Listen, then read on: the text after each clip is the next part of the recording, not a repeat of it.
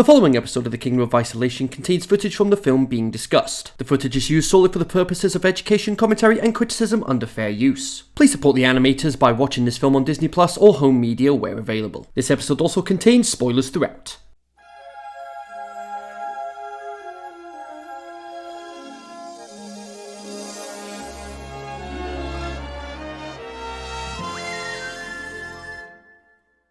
Hello my fellow Disney fans and welcome to the Kingdom of Isolation, where in times of trouble why not celebrate the magic of Disney. I'm Kenzie Retro and today we've reached the end of a chapter in Disney's history as we look at the last ever direct-to-video sequel that they would release. The Little Mermaid, Ariel's Beginning, released direct-to-DVD in 2008. This prequel set out to explore Ariel's world before the seashell bikini, before the dingle hopper obsession, and long before Eric ever steered his ship into his life. He didn't have sheep. Did he have sheep? I don't know. It's a story of music lost and music found, of palace rules, sisterly bonds, and one not so fabulous villain who seems to have escaped from a completely different movie. But Ariel's Beginning doesn't just mark the start of Ariel's story, it marks the end of an era. This film closed the book on Disney's long-running tradition of direct-to-video sequels. Those sometimes charming, sometimes baffling, and always nostalgic editions that filled the shelves of 90s and 2000s childhoods everywhere, myself included. Now, after more than a decade of these releases, Ariel's Beginning was the final one to swim onto store shelves before Disney retired the format entirely and would start focusing on spin-offs instead. So grab your fins, adjust your tiara, and prepare you to journey back under the sea. Now, as mentioned, this is the last Disney animated direct-to-video sequel to date. And one of the inquiries John Lasseter made after becoming Chief Creative Officer of both Walt Disney Animation Studios and Pixar Animation Studios was for the studio to only work on spin-offs like the Tinkerbell franchise, and occasionally original films which also canceled sequels from Disney Toon Studios, both theatrical and direct-to-video ones, that officially had been underway or planned at the time, such as Pinocchio 2, Dumbo 2, which were actually got advertised at one point, Jungle Book 3, Aristocats 2, Aladdin 4, Jafar May Need Glasses 5, and 6. Hercules 2, and Mulan 3. Oh, yikes. I did not need to... Look. Hercules, thank goodness. Mulan, thank goodness, because we don't want a Hercules sequel, we don't want a live-action remake, and we definitely didn't need a Mulan 3 after how abysmal Mulan 2 was. Looking straight at you, Mushu, and more. And the Disney Princess Enchanted Tales series also got cancelled after just one entry, which is what we looked at in the previous episode. A lot of the original animation from Little Mermaid is reused in this film.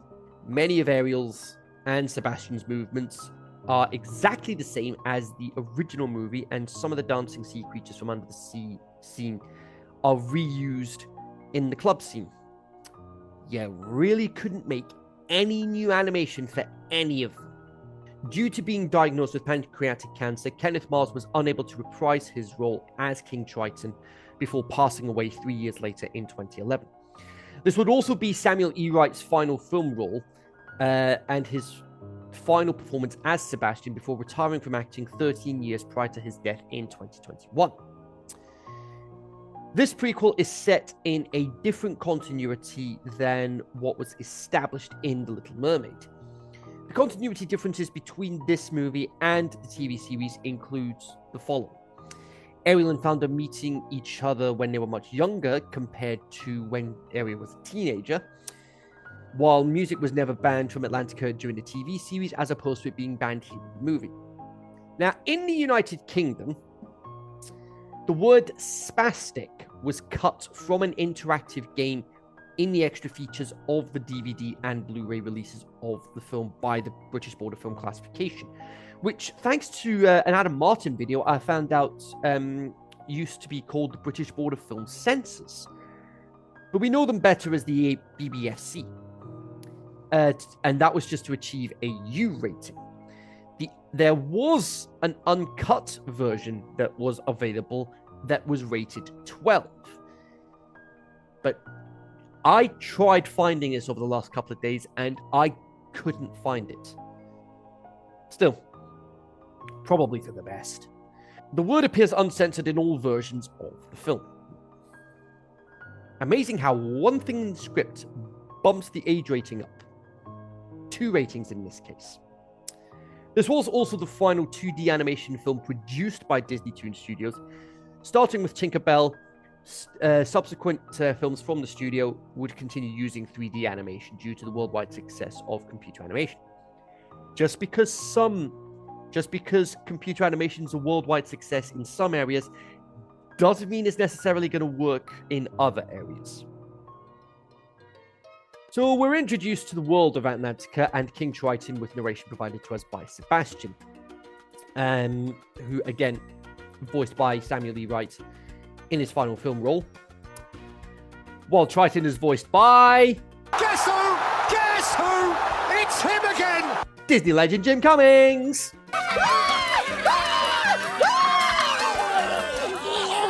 Oh my god, I've just realised. I'm not going to be able to use that gag anymore once I'm done with this studio. Hopefully he turns up in the DreamWorks Diaries. The music here was provided to us by Jim Dooley, who is credited as James Dooley for this film.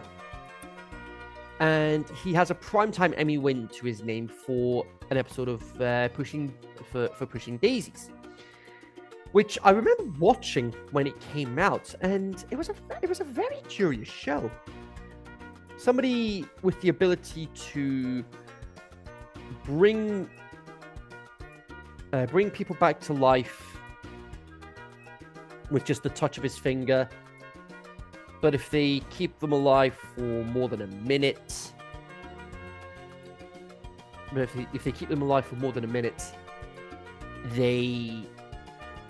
somebody of a similar life value, somebody of a similar age, for instance,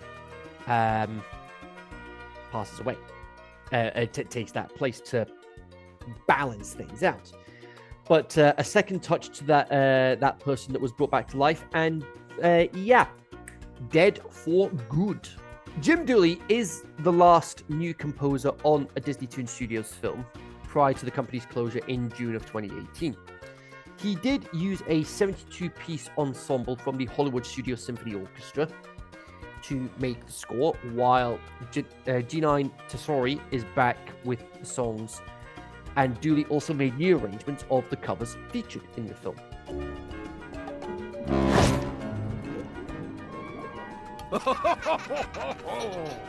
Baby Ariel, he was just so adorable. And we're introduced to Queen Athena as well, who bears a very striking resemblance to Ariel with a very slightly different shade of red in her hair. Endless sky. Our song. Our song. Won't be long before that music box comes into play. Things start going south when Athena is killed by a ship in a way I really, really do not understand. Like, honestly, it really baffles me sometimes. She just stays there instead of trying to, get out of the way!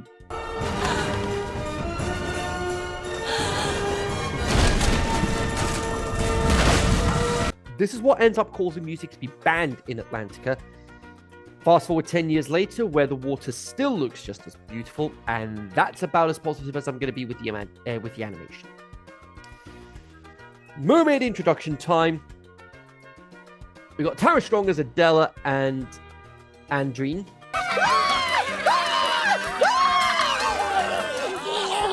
Jennifer Hale as Alana, last seen as Cinderella in A Twist in Time, top right of your screens. Gray DeLisle as Aquata and Arista, Kari Valgren as Athena, and of course Ariel, voiced again by actual Disney legend Jodie Benson. Why is Jim Cummings not got the status of Disney legend yet, Disney? Give it to him yesterday, damn it! Now we have Marina Del Rey, no relation to Lana, voiced by the amazing Sally Field, who has a very, very vast career. So where to begin? Mrs. Doubtfire, Smokey and the Bandit, Forrest Gump, The Amazing Spider-Man, Lincoln, Homeward Bound, The Amazing Spider-Man 1 and 2, Homeward Bound 1 and 2, an adaptation of David Copperfield. She's also been a musician and is a published writer with In Pieces in 2018. Jeff Bennett, who's no stranger to the Kingdom of Isolation at this point, voices Benjamin, Marina's sidekick. Sadly, this for me is Sally's weakest role. It's mainly how her character is written that just makes her not work. This is our special time with your father. Special? It's the same every morning. Yeah, she's got a point. That's what your father cares about. Predictability, presentation, punctuality. Well, that's all Dad cares about. You sure that's not what you want?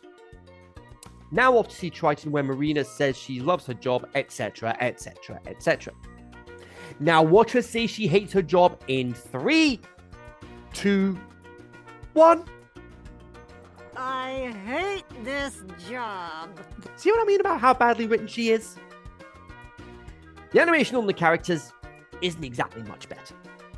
Told off for being late and saying he doesn't have time for a swim to see the coral in bloom. Seriously, what is going on with the script? Seriously. Robert Reese, Evan Spiliotopoulos, Jules Selbo, Jenny Wingfield, Rich Burns, Tom Rogers, Thania St. John, Peggy Holmes, who's also the director of this film somehow, Steve Benchich, Ron J. Friedman. Seriously, why do you need so many writers? 1 or 2 of them is enough. You don't need over half a dozen. Ariel then tries having fun, and guess what happens next? He sounds grumpier than yesterday. Time to go. A princess does not tickle another princess with seaweed. How did he know? How did he know? He then puts her on barnacle duty. She has to clean off all the barnacle. Fantastic! Yay! Marina hates Sebastian, and Benjamin doesn't say much. Dare I say, Benjamin's not much of a character, and as a result, feels a bit unnecessary. Ooh, that's Sebastian. I despise him. I loathe him. Marina, could you be any more obsessed with Sebastian if you tried? All because you were late today. You're now after his job and are trying to find a way to get it. Again, all because you were late today. Of all the reasons to become an antagonist, this ranks up there among the pettiest. But I think this to me is the worst, the absolute pettiest reason to become an antagonist. All because you're told off for being late. Again, blame the writers. And also, you could have warned us you were going to burst into song. One little mistake, more than one big mistake with some of these sequels, you know exactly who you are. And even then, I can't class this as a song. It's just her talking through the music. That doesn't count as a song. A straw to break the camel's back. And I cannot unsee that now. Thanks, Disney. Back with Ariel, she meets Flounder for the first time. Flounder is voiced here by Parker Goris this time around, and he's about to get busted by a couple of swordfish for illegally playing music. Not again. And I'd rather be watching the first one again. They end up bumping into Sebastian, who wants an explanation. This is all a big misunderstanding. Huge. You are gonna laugh when I explain. which I'm about to do. Seriously, why is the script so bad? Why is the script so bad?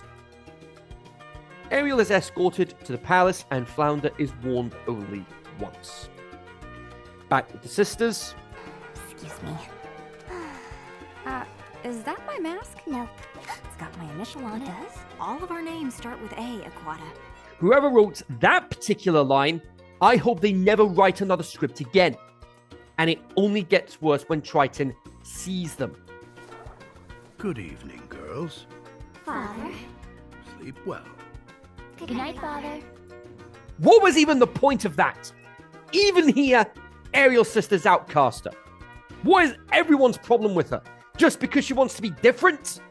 Ariel spots Flounder and then ends up at the Catfish Club, which is meant to be a reference to the Kit Kat Club from Cabaret, where they also find Sebastian while also performing a song that was used in Beetlejuice. Although the series is set in the 18th or 19th century, the film features a cover song by Sebastian and the others of Harry Belafonte's Jump in Line, which was written in the 20th century. This is another case of, like in the Fox and the Hound 2, with the Walk Like an Egyptian dance, which, for a film that was set in the 30s, Walk Like an Egyptian didn't come out until the 80s. This is a pop culture reference for the sake of a pop culture reference. It doesn't work! The club is quickly emptied before Ariel starts singing I Remember. Do you promise to jump, jive, whale, groove, rock steady, and at all times lend a helping hand to your fellow music lovers? I do. She's in. That was easy. Now, to keep it a secret, which won't be a secret for long because it will be discovered forcing things to be stricter in the kingdom. Seriously, why is this taking so long? Why is this film taking so long? The next morning, Sebastian is in charge of looking after Ariel, much to Marina's disgust. We've got more one-note teenage girl boredom. Make it end! Make it end, please! They find maracas, and Ariel tells her sisters about the underground music club, leading to all the girls wanting to be there as well. That evening, they head to the club together, leading to the next song, and of course, one of the girls is after boys, making them sound even more one-note with their lack of personalities. I can't dance, okay? I'm a mermaid with no grace. I look like a piece of kelp. Yeah, I personally censored that because I am not risking getting age restricted given how temperamental YouTube's algorithm is right now. Cheek and Ray Ray's voice, Kevin Michael Richardson, previously filled in for Samuel Lee Wright as Sebastian in the Kingdom Hearts games.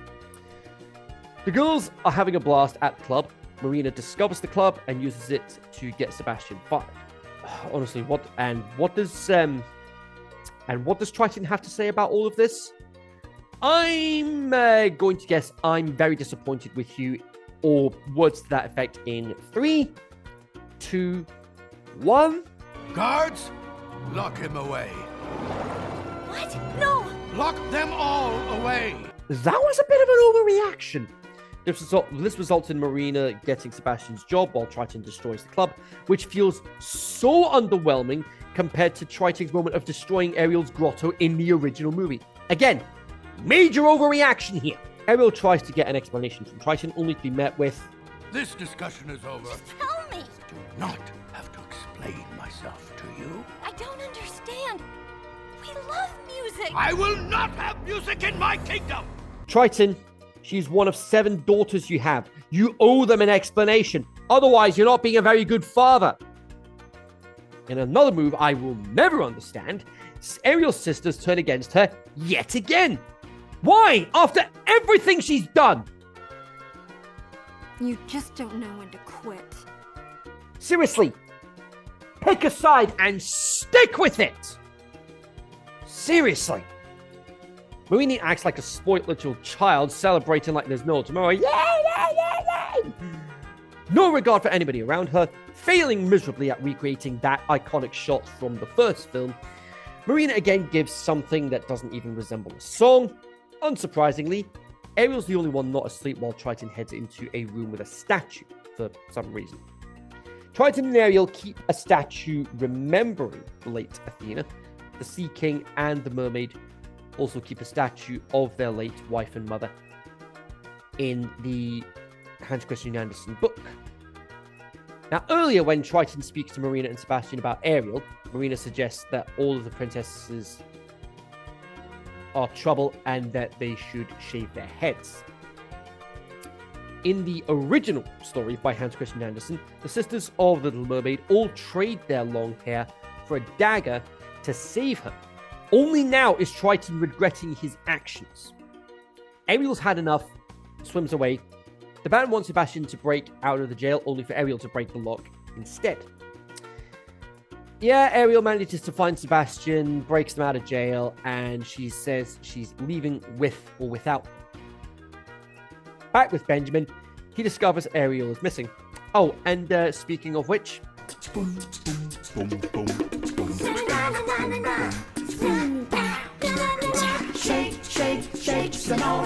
Just when I thought we were getting a new song, it's just another song we got from earlier. Lazy doesn't cut it. Lazy just doesn't cut it anymore. You're just not trying! Let's make a vow never to mention his name again. Here, I'll start. There! Wasn't that easy? Shut the f*** up! Now, I'm not even chanting an age restriction on that one either, but that will be my one per video of Vas from Far Cry 3. Triton's made aware that Ariel is missing. Ariel's missing. What? Why didn't you tell me? He was just about to, you idiot! And there we go, ladies and gentlemen. Here's our obligatory 0 IQ equivalent of the useless Canadian. That's 17 episodes we have had to bring up the IQ of the useless Canadian. 15 of them from this studio alone. The other two, Lightyear and Moana 2. This is why no one takes you seriously, Marina. Flounder isn't faring much better, but he's just annoying here instead of lovable like in the original. And seriously, there's still 15 minutes left. Oh, there's 15 minutes left. Make it end, please. Benjamin proves how pointless he is in the film and loses the key to Marina, and she releases electric eels that turn out to be hers, which was not alluded to at any point up to this point throughout the entire film. This is just more, say it with me, people, plot convenience! And just used to throw in some pointless danger for the final act. What are you going to do? Whatever it takes to get rid of Sebastian. I swear, her obsession with Sebastian is insufferable at this point. And, now she also wants to get rid of Ariel now just because she never liked her anyway. Again, something she never... Oh! Marina, you have only been obsessed with Sebastian and now you want rid of Ariel. Seriously, why? Just... why? Ariel then finds the music box we saw from the beginning of the film. Sebastian then gives us some backstory about Athena, the music box, in a flashback. The band decide to stay behind while Ariel and Sebastian head back to Atlantica, and Flounder bumps into eels in a very unnecessary slow motion shot. What are you wearing? I thought I'd dress for the occasion. Yeah, good lord, what is that monstrosity of an outfit? The eels chase down Flounder and Ariel while Sebastian...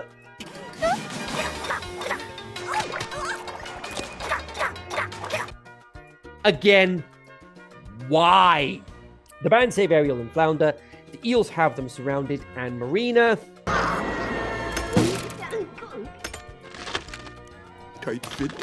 You stink. And you suck as an antagonist. You're not even worthy of that role, let alone villain. Sally Field deserved so much better than this.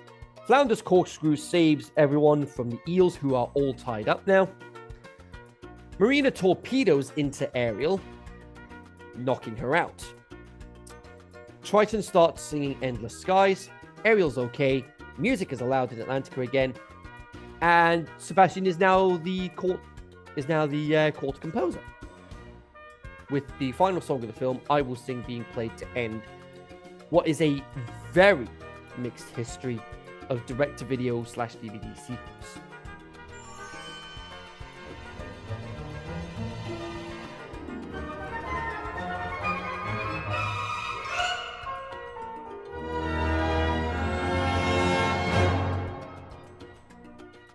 May as well throw it in there while I can. Thankfully, it won't be the last time we'll be seeing this, because we have the Tinkerbell and Planes films to get through, as well as the Christmas-themed episodes, including this year's Christmas special, Mary Poppins Returns. Still, time for the scores. The story, I'm going to give a 3. The plot feels rather disjointed and lacks the emotional depth of the original film.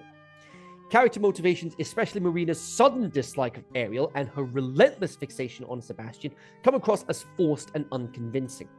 The flashback sequence and the music box subplots attempt to add gravitas, but ultimately the story is bogged down by unnecessary scenes like the slow motion, like Flounder slow motion hitting one of the eels when he thinks it's kelp, and a lackluster antagonist.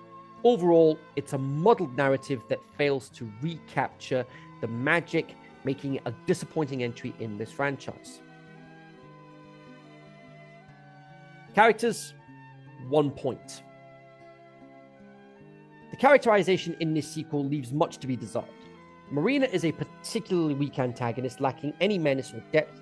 Her motivations are shallow, and her rivalry with Sebastian feels contrived rather than compelling. Ariel's sisters, who could have provided interesting dynamics or emotional resonance, are barely given any meaningful screen time or development, amounting to little more than background decoration.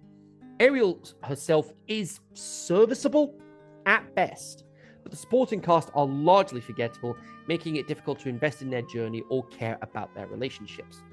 Overall, the film squanders its potential for engaging characters, with Marina and the sisters being especially underwhelming. The visuals, 2 points. The animation quality in this sequel is serviceable, but lacks the vibrancy and finesse of the original film. Many of the underwater scenes feel flat, with uninspired backgrounds and a noticeable absence of rich detail that made Atlantica so enchanting in the original film. Character designs are somewhat generic, and Marina's visual presence as an antagonist fails to stand out, further diminishing her impact. Overall, the visuals do little to elevate the story, contributing to the film's overall sense of mediocrity. The soundtrack, 1 point. The soundtrack is almost offensively lazy, with background music and songs that feel hastily assembled and devoid of any genuine creativity or memorable melodies. There's a sense throughout that the composers weren't even trying to evoke emotion or build atmosphere, leaving much of the score to fade into blandness. Instead of enchanting key moments, the music frequently feels like an afterthought, further highlighting the lack of effort that pervades the whole production. Can't speak today. Ultimately, it's a forgettable and uninspired collection that fails to live up to the legacy of the original film's iconic soundtrack. The legacy, 0.5 point. I couldn't justify giving this a 0. If I could, I would have given it half. I would have given it a 0, resulting in congratulations, you're a failure. But despite managing to sell an impressive 980,237 copies in its opening week, it earned 33% on Rotten Tomatoes. The film ultimately represents a very disappointing conclusion to Disney Toon Studios' direct-to-home media legacy.